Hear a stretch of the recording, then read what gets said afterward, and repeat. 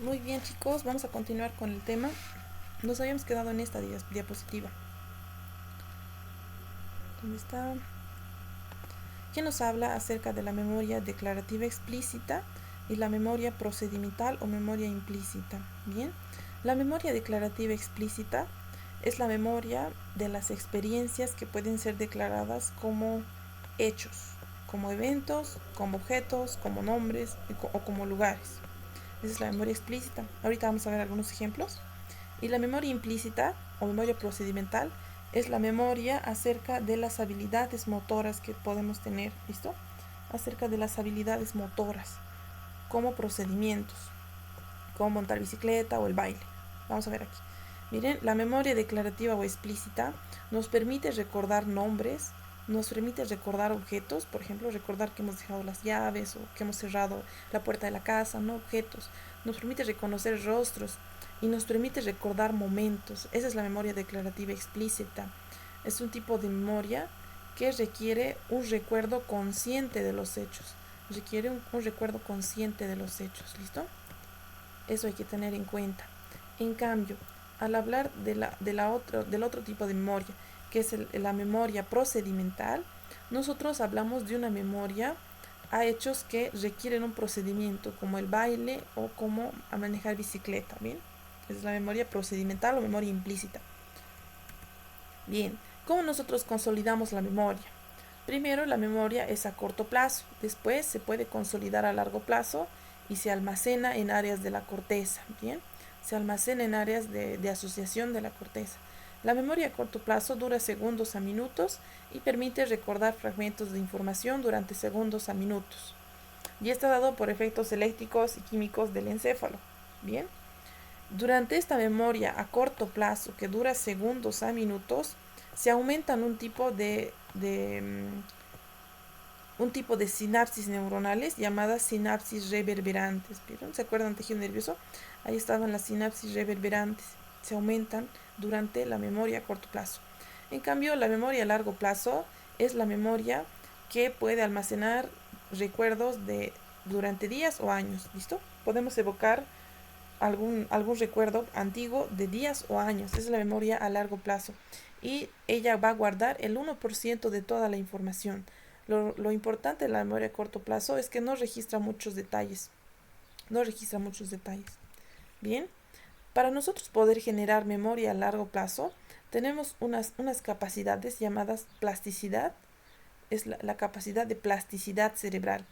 Esta plasticidad cerebral o plasticidad neuronal es que cuando nosotros generamos memoria a largo plazo, ¿bien? Generamos memoria a largo plazo, nuestro cerebro va a cambiar de manera estructural y funcional. ¿Qué significa? Que el cerebro va a cambiar tanto físicamente como se ve por fuera, ¿ve? Como se ve por fuera estructuralmente y funcionalmente va a tener más sinapsis, ¿listo? Va a tener más sinapsis neuronales. Esto implica la plasticidad. Plasticidad viene de plastilina, ¿no ve? Significa que nuestro cerebro se puede moldear mientras nosotros vamos aprendiendo con la memoria a largo plazo. ¿Listo? Entonces, cuando nosotros aprendemos algún tema, para poder generar memoria a largo plazo, generar memoria por más tiempo, por más de un año, por años, ¿verdad? Recordar esas cosas, nuestro cerebro tiene que tener plasticidad, que es la capacidad de modificarse tanto estructural como funcionalmente. ¿Listo? Esa es la plasticidad. Un, un, un fundamento que está cercano a la plasticidad, que es muy importante, es la potenciación a largo plazo. Bien, la potenciación a largo plazo es el reforzamiento duradero de una sinapsis entre dos neuronas. Bien, un reforzamiento duradero de una sinapsis entre dos neuronas. Esto participa también en la generación de memoria a largo plazo. A largo plazo. Se potencian las sinapsis entre dos neuronas y generamos memoria a largo plazo. Se conoce como potenciación a largo plazo. Bien, esto suele ocurrir en el hipocampo. Recuerden que el hipocampo que es parte del sistema límbico, está implicado en la memoria.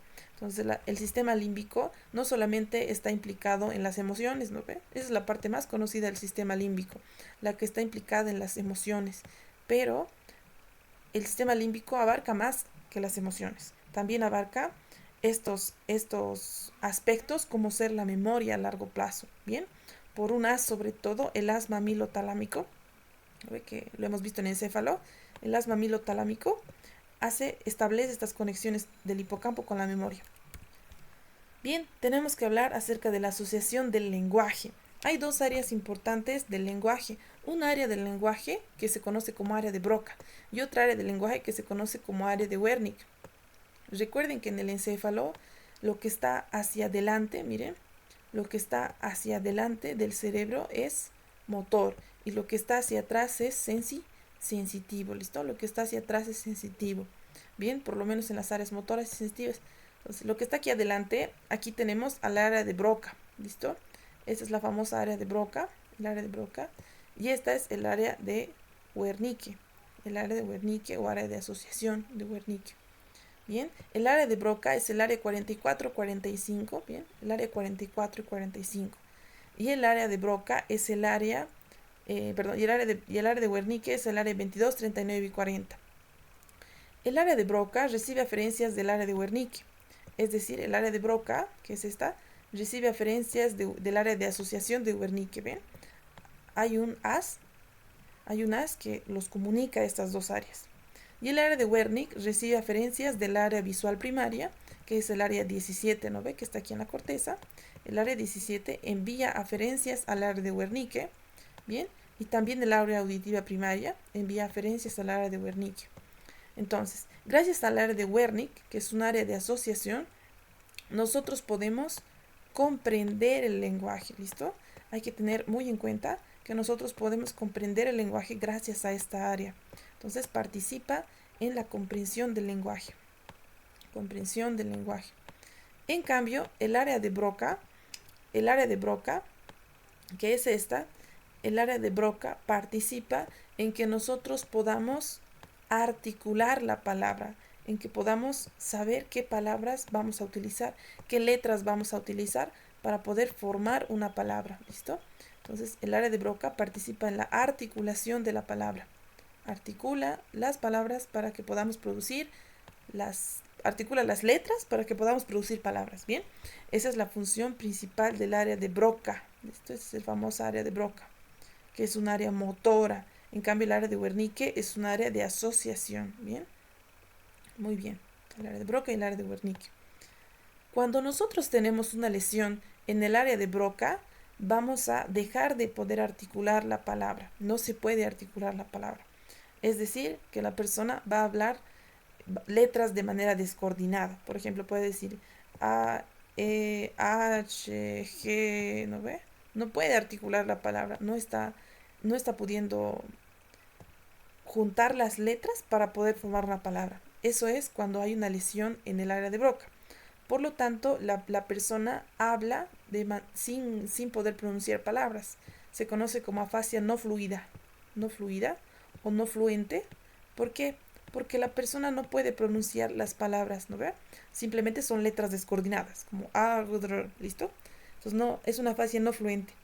En cambio, cuando se va a lesionar el área de Wernicke, cuando se lesiona el área de Wernicke, la persona no puede comprender el lenguaje, no puede entender, ¿listo?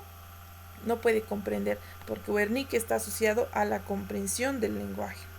Pero como Broca está bien, la persona no comprende, pero sí puede hablar bien. Entonces la persona no comprende lo que le están diciendo, pero responde cualquier cosa. Por ejemplo, ella puede responder, tú le preguntas, buenos días, ¿cómo estás? Y te dice, sí, perro, no sé, perro, celular, comida, ¿verdad? O perro, celular, verde, ¿listo? Verde. Son palabras que están articuladas, sí, pero que no tienen sentido entre sí, Se conoce como afasia fluente, porque sí pueden fluir las palabras, pero las palabras no tienen sentido entre sí, ¿listo? Es una afasia fluente, es por lesión del área de Wernicke. En cambio, la afasia no fluente es por lesión del área de Broca. Esas dos áreas del lenguaje, tanto de asociación como áreas motoras, se van a encontrar en el hemisferio izquierdo. Es decir, que tienen una lateralización hemisférica hacia el lado izquierdo. ¿Ven? Muy bien.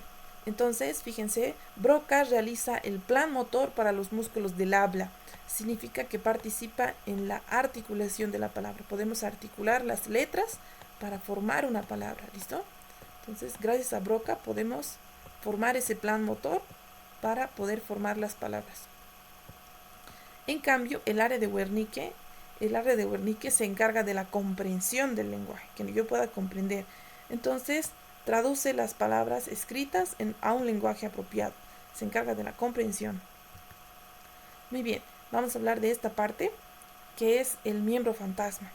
Cuando una persona tiene una amputación, sufre una amputación de una extremidad, a veces existe la sensación de miembro fantasma, que es la persona que tiene la amputación siente que todavía tiene el miembro afectado, que siente que aún tiene el miembro afectado ahí, y en ese miembro siente prurito.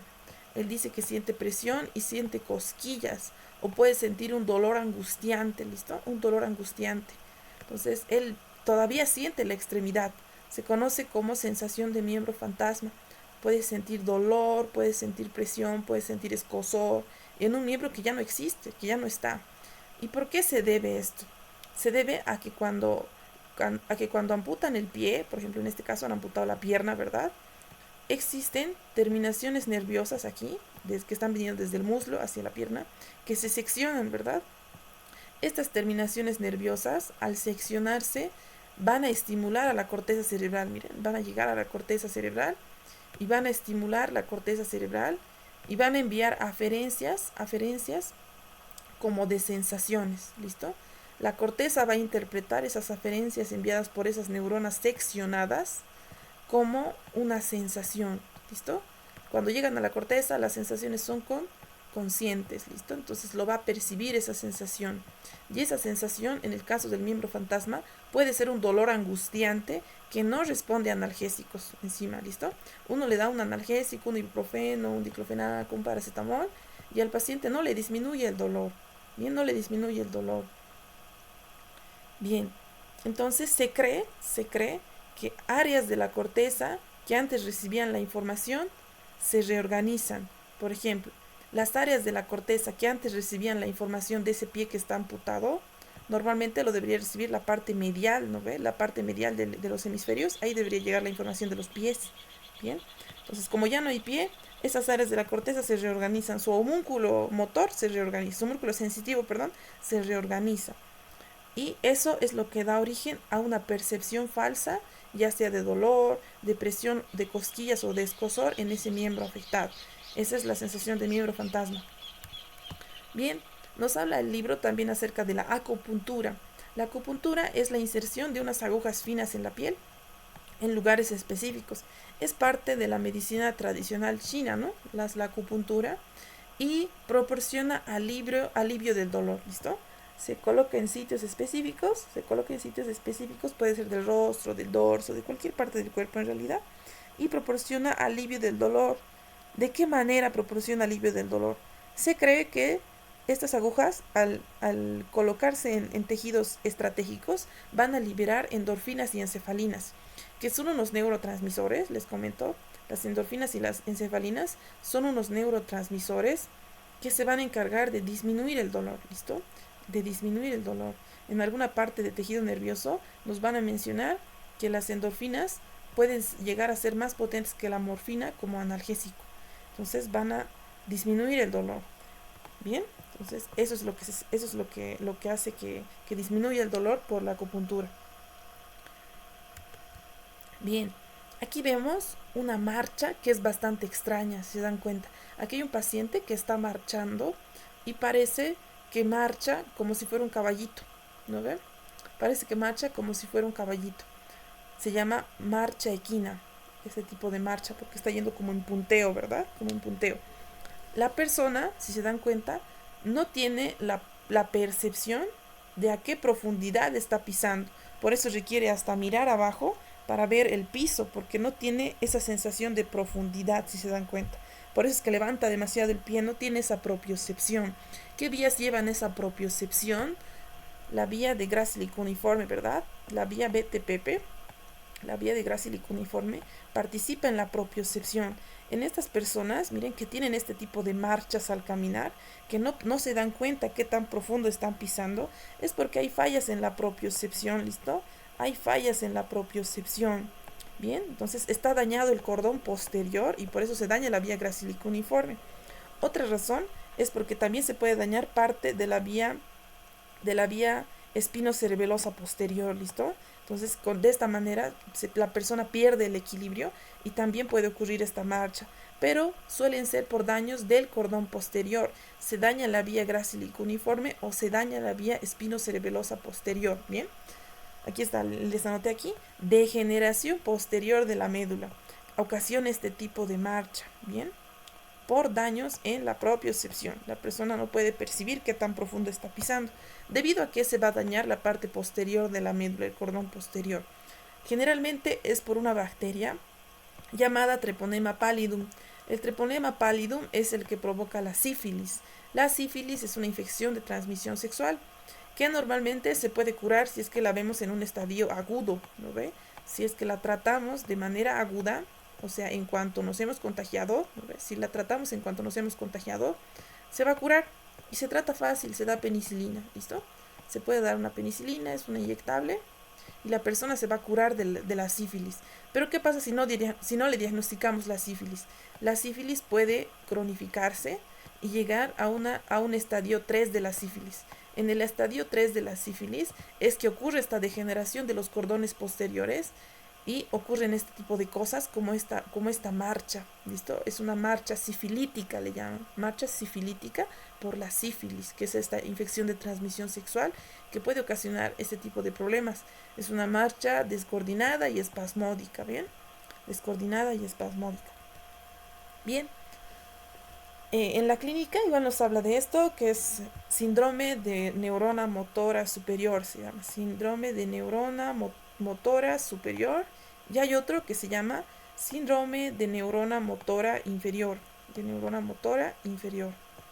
¿A qué nos referimos con estos síndromes? Nosotros recordemos que al hablar de las vías sensitivas, cuando hablamos de las vías sensitivas, hablamos de vías aferentes y estaban conformadas por 3 neuronas, ¿se acuerdan? Las vías aferentes por 3 neuronas.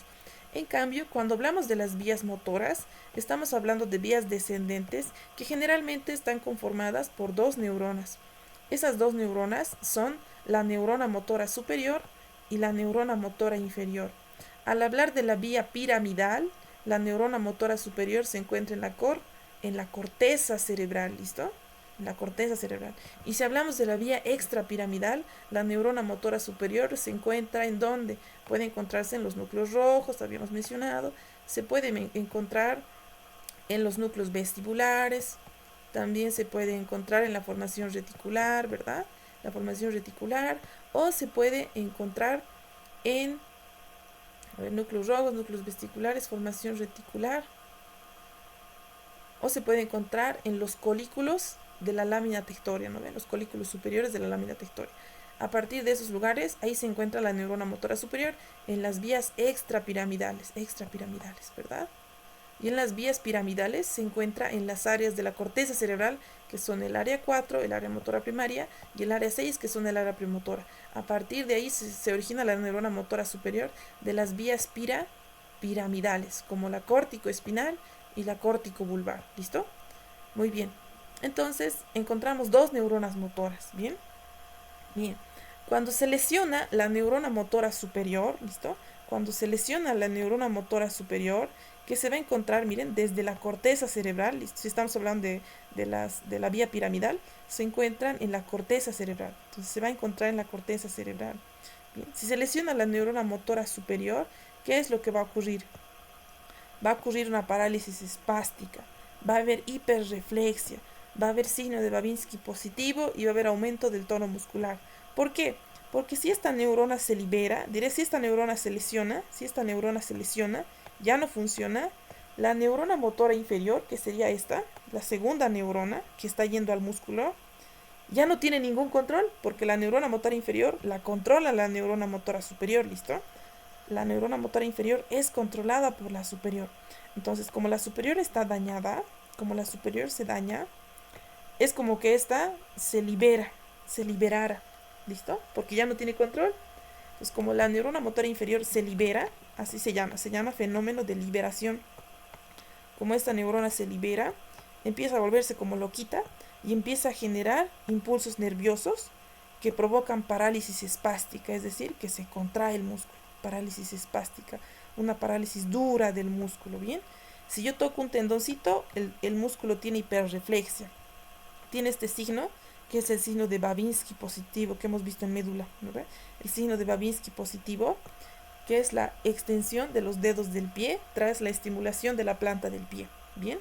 Y el tono muscular está aumentado, ¿bien? Eso es lo que hace esta neurona motora inferior al verse liberada, ya que la superior está dañada, ¿bien? Ahora, en el caso contrario, ¿tengo borrador? Sí, aquí está, vamos a borrar. En el caso contrario, en el que se dañara la neurona motora inferior, ¿qué es lo que va a pasar? Vamos a borrar. Bien. En el caso contrario, en el que se dañara la inferior, ahí está. En el que se daña la neurona motora inferior, va a existir la parálisis flácida.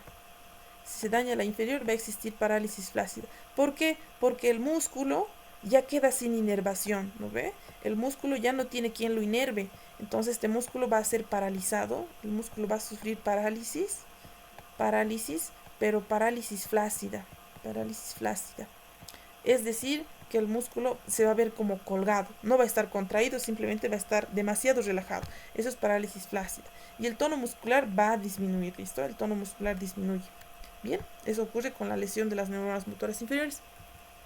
Fíjense, hay una enfermedad que se conoce como ELA o enfermedad de Hopkins, ¿no ves? La enfermedad que tenía Hopkins, esta persona. Bien, es una enfermedad degenerativa y progresiva que afecta a las áreas motoras de la corteza. Es decir, el área 4, que es el área motora primaria, y afecta al área 6, que es el área premotora. Bien. Al afectar a estas neuronas motoras, afecta la vía piramidal, ¿listo? Sobre todo la vía córtico-espinal se ve afectada. La vía córtico-espinal, ¿a dónde iba? Hacia los músculos voluntarios del cuerpo, ¿listo? Entonces la persona empieza a tener parálisis, miren, empieza a tener parálisis. Primero ocurre como una debilidad, luego de la debilidad hay atrofia y luego hay parálisis, ¿listo? Como aquí, está paralítico. Muy bien. También se puede lesionar esta vía rubroespinal, que es una vía extrapiramidal, pero esta vía extrapiramidal, no sé si recuerdan, esta vía extrapiramidal participaba ayudando a la vía córtico-espinal. Sobre todo ayuda a la vía córtico-espinal lateral, ¿verdad? A la vía córtico-espinal lateral y termina yendo a los miembros superiores. Va a las manos, ¿listo? Va a las manos. Bien. Entonces, la enfermedad comienza en las manos y en los pies debido al deterioro de la vía córtico-espinal y rubroespinal y después se propaga al resto del cuerpo. ¿Listo? Es una enfermedad que no tiene cura, y la muerte sobreviene a partir de los 2 a los 5 años después del diagnóstico de la enfermedad. ¿Qué podemos hacer con este paciente? No le podemos curar porque la enfermedad no tiene cura. Ya hay una debilidad y atrofia progresivas y la muerte ocurre porque se va a paralizar el diafragma y la persona ya no va a respirar, ¿listo? Ya no va a respirar. Entonces va a morir. La muerte hasta en 5 años puede ocurrir, ¿listo? Como máximo. Bien, pero ¿qué se puede hacer? Se ha visto este medicamento, se ha hablado acerca de este medicamento llamado Riluzol. Este medicamento Riluzol es como un neuroprotector, ¿listo? Es un neuroprotector. No va a, no va a curar la enfermedad, pero va a aliviar los síntomas. Va a aliviar los síntomas como el cansancio, el dolor y la espasticidad que tienen estas personas, ¿bien? Bien, hablemos de la enfermedad de Huntington. La enfermedad de Huntington nos comentan que se debe a una degeneración del núcleo caudado y el putamen. ¿Se acuerdan? ¿Qué eran el núcleo caudado y el putamen? Aquí teníamos a los dos globos pálidos, ¿no ve? Así eran los globos pálidos y el putamen. Globo pálido y putamen. Y por encima encontrábamos al núcleo caudado, ¿listo? Que venía así como si fuera una coma, como una comita, ¿no ve? Los núcleos caudados. Estos eran los núcleos basales, ¿bien? Entonces, La enfermedad de Huntington es una enfermedad hereditaria, ¿listo? Se produce por herencia. Es una enfermedad hereditaria en la cual hay una degeneración de este núcleo, que es el núcleo putamen, y también se genera este núcleo, que es el núcleo caudado, ¿listo? Al degenerarse estos núcleos, que son núcleos basales, se disminuye la secreción de estos dos neurotransmisores, que son GABA y acetilcolina. Y la persona va a tener este tipo de movimientos muy característicos. Miren, estos movimientos se conocen como movimientos coreicos o movimientos de Corea. Miren, son los movimientos que supuestamente parecen una danza. Por eso le llaman también Percy, danza ¿cuántos años coreica. tienes? 43. Es ¿Dónde una fue que danza naciste? coreica. En Cañete. Ajá. Levanta la cabeza y mírame.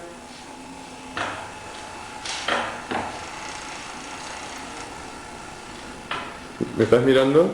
Sí. Bien, esa era la danza coreica, que era característica de la enfermedad de Huntington. Bien, la enfermedad de Huntington es por una degeneración de algunos núcleos basales, como el putamen y el núcleo caudado. ¿Ok? Al existir la degeneración de estas neuronas, disminuyen estos neurotransmisores y provocan estos síntomas como la corea. Bien, hablemos de la enfermedad del Parkinson. La enfermedad del Parkinson es un desequilibrio que existe entre la secreción de acetilcolina y dopamina. Bien, entonces, ¿quién secretaba dopamina? La dopamina es secretada principalmente por la sustancia negra, ¿listo? Por la sustancia negra es secretada la dopamina. Entonces, cuando hay una degeneración de las neuronas dopaminérgicas de la sustancia negra que está en el mesencéfalo, ¿verdad? Que está en el mesencéfalo, la dopamina disminuye la dopamina. Bien, y el núcleo caudado y el putamen empiezan a secretar más acetilcolina. Entonces hay una desequiparidad. Aumenta demasiado la acetilcolina y disminuye demasiado la dopamina, y esto provoca los síntomas característicos de la enfermedad de Parkinson. ¿Cuáles son los síntomas característicos de la enfermedad de Parkinson? Son esta trilogía, fíjense. Temblor, todos lo conocemos, todos sabemos que el Parkinson tiembla. Luego tenemos rigidez muscular, un paciente que tiene los músculos rígidos, duros, y un paciente que tiene bradicinesia.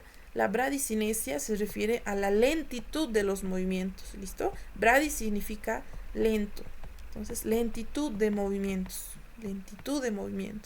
Bien, les voy a mostrar. Fíjense, este es el temblor del Parkinson. Se dice que es un temblor en reposo.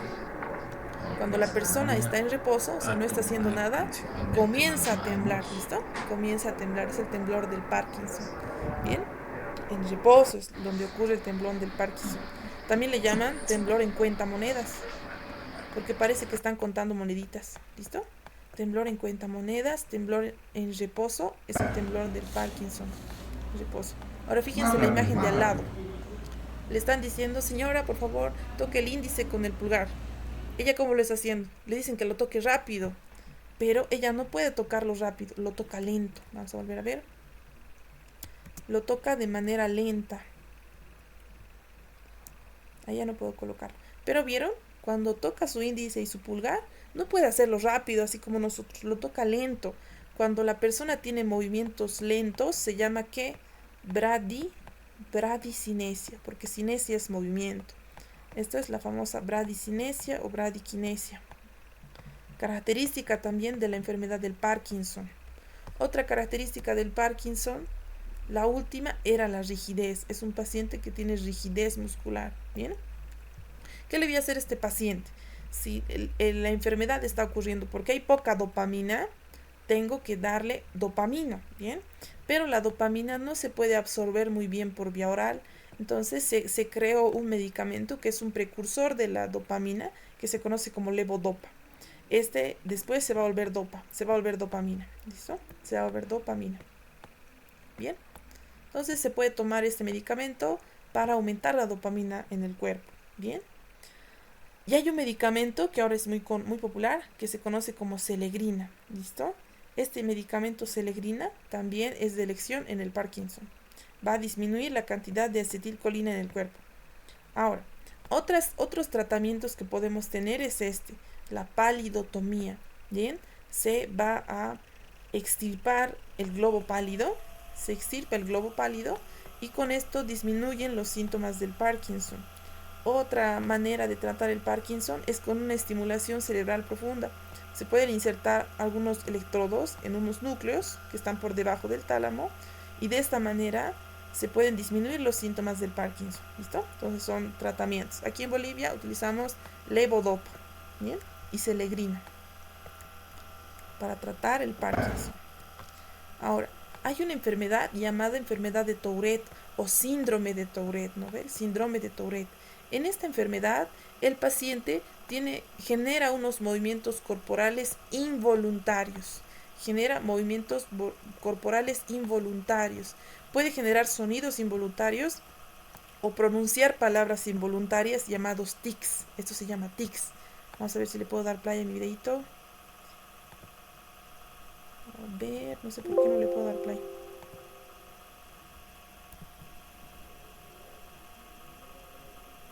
Aquí está, miren. Aquí esta persona con Tourette está generando movimientos corporales involuntarios. Se llama Carla, tiene 18 años. Y genera sonidos también, ¿ven? Genera sonidos. A veces estos sonidos pueden ser muy incómodos para las demás personas que están cerca. Puede generar sonidos, por ejemplo, esas personas pueden decir malas palabras. Pueden decir una mala palabra, ¿listo? Vamos a colocar una mala palabra. Pueden decir una mala palabra, pero de manera involuntaria, ¿listo? Esto ocurre con el síndrome de Tourette.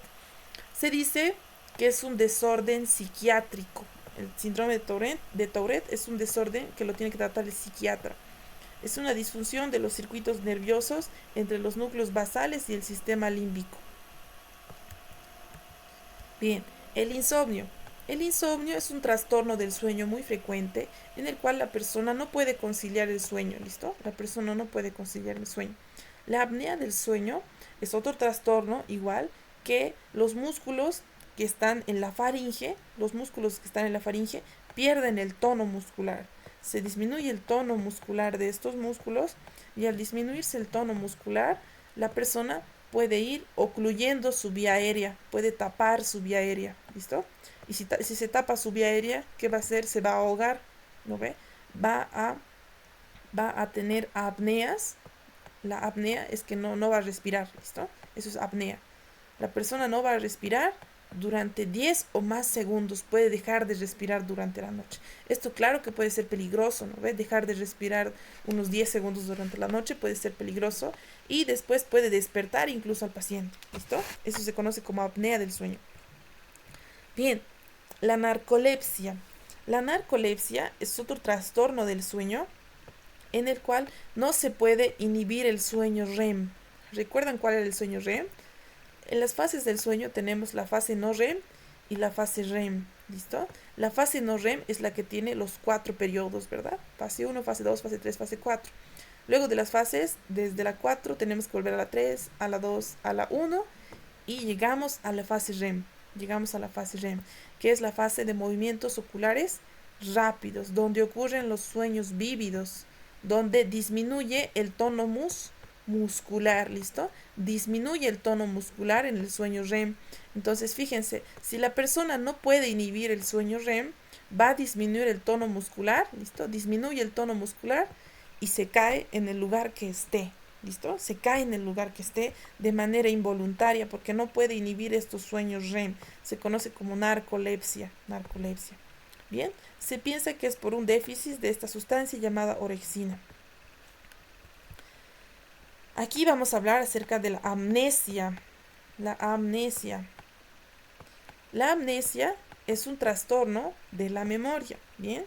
Es la ausencia o pérdida de la memoria, que puede ser la incapacidad total o la incapacidad parcial de recordar el pasado, ¿bien?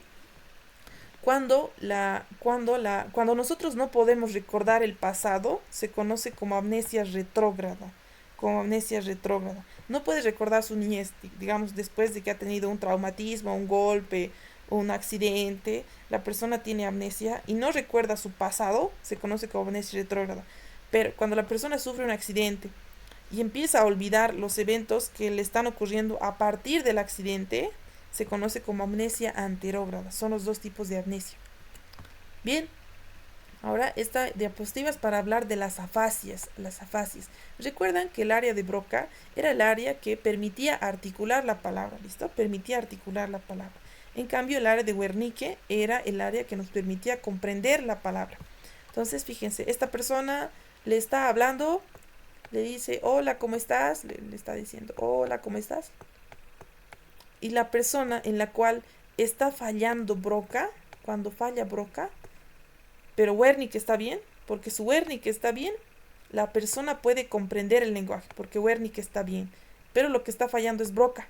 Entonces, gracias a que Broca falla, la persona comprende, pero no puede hablar, no puede articular la palabra. Entonces, dice letras al azar, ¿ven? Dice letras al azar. ¿Listo? Dice letras al azar. Se conoce como afasia expresiva o afasia no fluente, ¿listo? Porque no fluye en sus palabras. Dice cualquier letra, pero sí puede comprender. En cambio, en la afasia de Wernicke, una persona le habla a la persona que tiene afasia y como su área de Wernicke está mal, ella no puede comprender. Pero como Broca está bien, ella sí puede hablar. Pero como no ha comprendido nada, ella puede decir lo que sea. Dice cualquier palabra. Caballo, casa, comida, no sé, corredor, celular. Cualquier palabra sin sentido. ¿Listo? Celular. Y la comprensión del lenguaje no solamente es al escuchar, o sea, no hace falta que yo directamente hable para que la persona no comprenda. Lo mismo pasa si es que la persona lee. Si yo le muestro un libro, tampoco va a poder entender lo que está aquí escrito. ¿Ven? Tampoco va a poder entender lo que está escrito. Se conoce como también sordera y ceguera verbal, porque esta persona no entiende lo que está escrito, ni tampoco entiende lo que está hablando la otra persona. ¿Bien? Muy bien.